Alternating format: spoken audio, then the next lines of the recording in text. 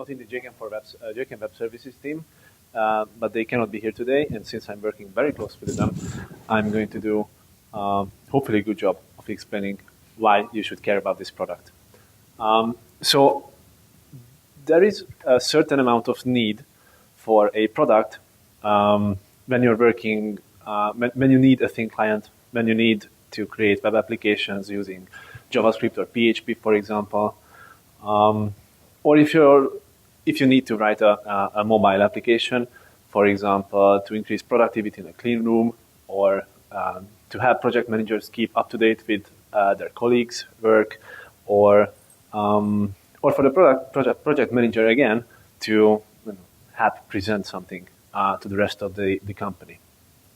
Also, we have a lot of scripting languages that come with highly iterative developers' work, and they're just very productive ways to create applications.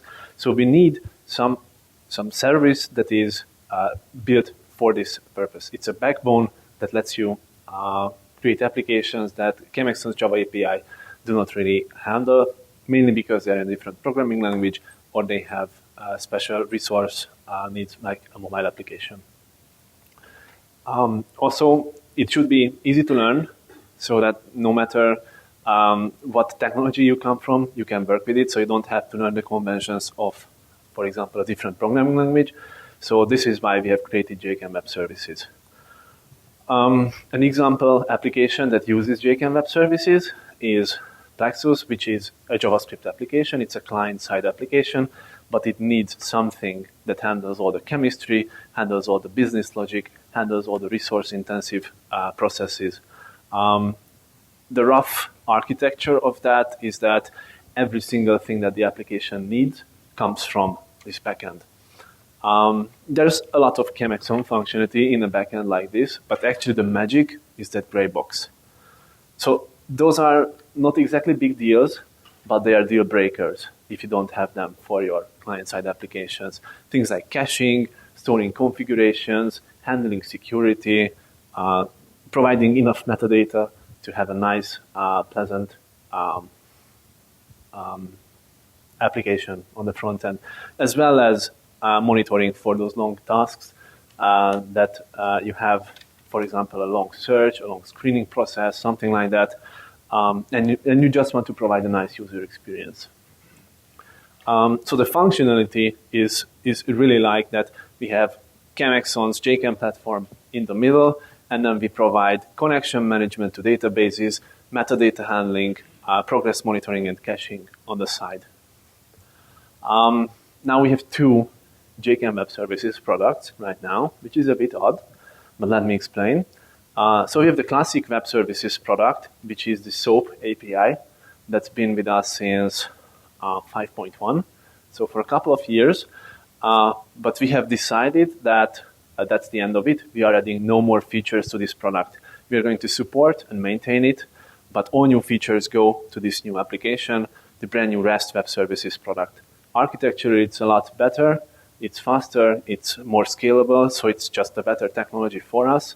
And in the future, if there's need, then we can easily add the new SOAP API to this. But recent trends indicate this is not really an interesting way for the product to move forward.